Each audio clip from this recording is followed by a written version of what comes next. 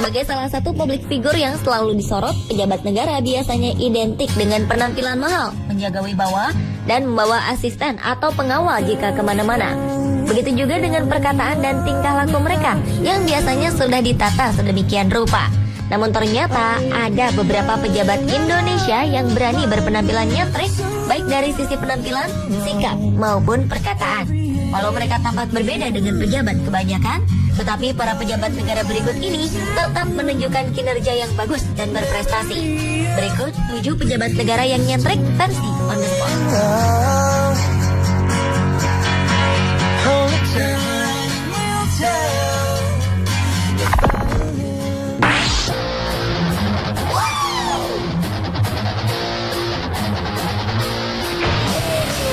Salah satu pejabat yang sekarang ramai dibicarakan adalah Susi Pujiastuti. Menteri Kelautan dan Perikanan Kabinet Kerja Jokowi ini bukan saja nyentrik karena penampilannya, tetapi juga sikapnya yang cuek tak seperti kebanyakan pejabat. Ia mendadak menjadi bahan pembicaraan karena masalah jenjang pendidikan Susi Pujiastuti yang hanya sampai lulusan sekolah menengah pertama atau SMP. Wanita yang usianya hampir setengah abad itu dinilai sebagian orang tidak pantas memimpin sebuah kementerian yang nantinya membawahi pejabat-pejabat yang pendidikannya di atas sarjana. Tidak hanya latar belakang pendidikannya yang dipermasalahkan, tubuhnya yang bertato dan kehidupan rumah tangganya yang pernah gagal 2 kali juga menjadi kontroversi. Namun sepertinya sang menteri sudah terbiasa dengan keadaan seperti ini. Ibu 3 orang anak itu tetap tidak merubah penampilannya dan tetap fokus pada program kerjanya. Seminggu setelah menjabat, pemilik perusahaan penerbangan Susi Air ini langsung merubah jam kerja pegawai kementerian yang dipimpinnya dari jam 8 pagi menjadi jam 7 pagi. Ia juga berencana menyelesaikan masalah nelayan pesisir, menyikat para pencuri ikan, menerapkan metode penangkapan ikan yang benar dan tidak merusak ekosistem laut, hingga membuka akses pasar lobster di Aceh. Pengalamannya selama puluhan tahun di laut membuat Susi Pujiastuti sangat mengerti masalah perikanan dan kelautan Indonesia.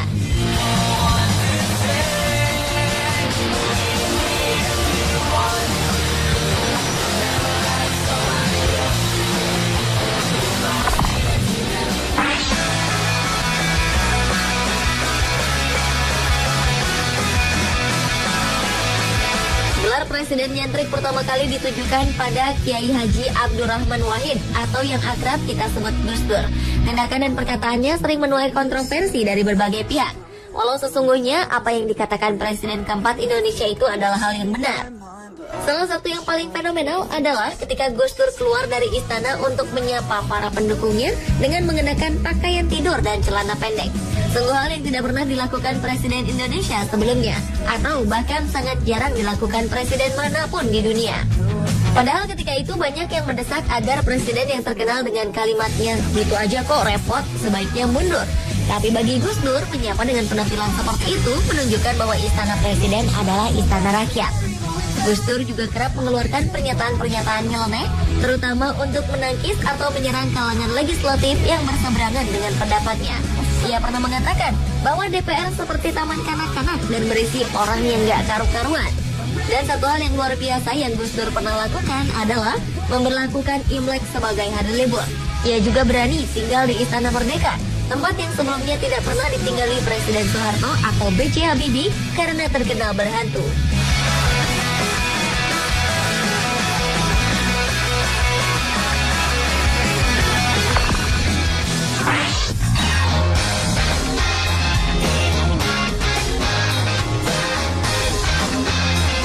Pejabat nyentrik lainnya adalah Wali Kota Bandung, Ridwan Kamil. Pria yang akrab dipanggil Kang Emil ini awalnya dikenal karena rumahnya yang sebagian besar terbuat dari botol. Rumah nyentrik ini memang dirancang khusus oleh pemiliknya untuk memanfaatkan botol-botol bekas yang sudah tidak dipakai lagi. Uniknya, wali kota yang setiap harinya bersepeda ke kantor ini mewajibkan seluruh dinas harus memiliki Twitter untuk menampung aspirasi dan memudahkan koordinasi juga komunikasi. Menariknya, setiap minggu, Ridwan Kamil dan istri akan datang ke warga yang miskin untuk bersilaturahmi dan makan bersama. Beberapa waktu lalu, wali kota yang mendenda warganya sebesar 1 juta rupiah jika belanja ke pedagang kaki lima itu menuai kontroversi karena bertelanjang dada. Ridwan Kamil ikut bertelanjang dada bersama ribuan supporter Persib Bandung saat mendukung tim sepak bola kesayangan mereka melawan Arema Kronos pada laga semifinal Indonesia Super League di Stadion Jakabaring, Palembang. Kemudian, demi menyambut kemenangan Persib melawan Persipura dalam laga ISL, Ridwan Kamil sampai-sampai mencukur botak kepalanya.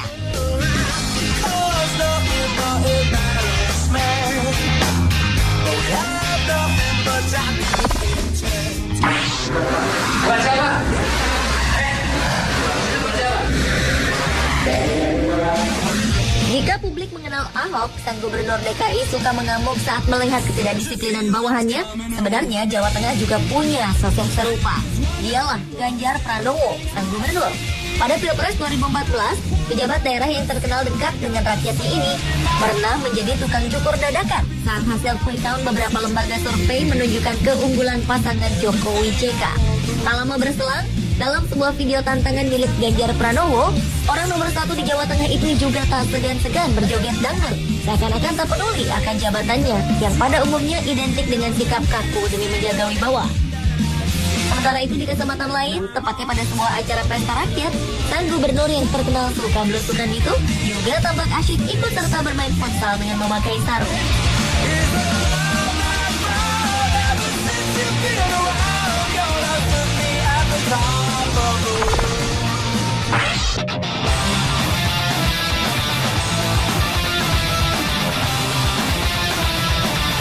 Dahlan Iskan merupakan sosok selanjutnya yang tergolong nyentrik karena tampak berbeda dengan pejabat kebanyakan. Berpenampilan hampir sama seperti Jokowi, Dahlan Iskan selalu memakai kemeja putih dan sepatu kets kesayangannya kemanapun ia pergi. Mantan Menteri BUMN ini menolak segala macam bentuk protokoler dan fasilitas khusus yang disediakan untuknya, seperti mobil dinas khusus, lift khusus, dan ruangan pribadi di kantor kementerian. Menariknya, Dahlan Iskan juga tidak segan menaiki kereta api untuk mengetahui apa saja kekurangan perusahaan yang berada di bawah naungan BUMN ini. Beberapa waktu lalu ketika berkunjung ke Sragen, Jawa Tengah, ia memilih menginap di sebuah rumah petani miskin daripada di hotel berbintang. Selain menghemat anggaran, Dahlan juga ingin bernostalgia dengan hidupnya yang susah di masa kecil. Perlakuan Dahlan Iskan yang terkenal lainnya adalah ketika mantan reporter surat kabar ini marah di pintu masuk tol karena antrian tol yang panjang.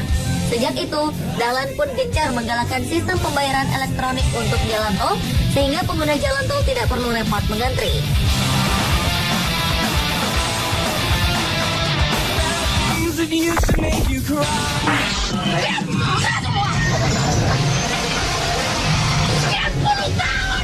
Meskipun seorang wanita, Tri Risma hari ini atau yang akrab dipanggil Risma ini tidak takut untuk menyuarakan isi hatinya. Saat marah, sang wali kota itu tidak segan-segan marah pada bawahannya atau siapapun yang melanggar aturan. Penampilan Tri Kandi asal Jawa Timur itu pun jauh dari kesan pejabat. Salah satu hal luar biasa yang Risma pernah lakukan adalah saat ia menutup lokalisasi Gang Doli yang sudah beroperasi sejak zaman Belanda. Hal ini menuai pro dan kontra yang cukup ramai. Sampai-sampai saat ia hendak melakukan penutupan Gang Doli, Risma sampai meminta keluarganya untuk merelakan nyawanya jika harus mati demi mewujudkan penutupan Gang Doli.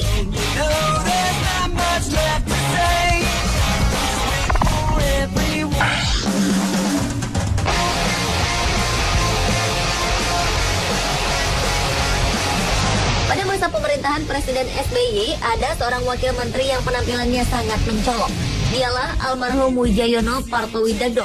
Saat dilantik menjadi Wakil Menteri Energi dan Sumber Daya Mineral, hanya Wijayono yang maju dengan rambut gondrong. Bahkan beberapa sahabatnya pernah mengaku melihat Wijayono memakai tali rafia sebagai ikat pinggang. Jauh dari kesan seorang pejabat, namun berani mengutarakan pemikiran-pemikirannya yang terkadang malah berseberangan dengan kementerian tempat ia bekerja. Kritikan-kritikannya yang tajam tidak jarang membuat panas para pejabat yang ia kritik. Jika para pejabat memilih berlibur ke tempat mewah, Wijayono memilih mendaki gunung untuk melepas penatnya. Saking cintanya terhadap gunung, nama gunung-gunung yang didaki disematkan pada nama anaknya, Kristal. Kristal adalah singkatan dari Kerinci, Rinjani, Semeru, Tujuh, Agung, dan Latimojong. Lulusan Institut Teknologi Bandung ini pun akhirnya mengembuskan nafas terakhir ketika mendaki Gunung Tambora di ketinggian 2.500 meter.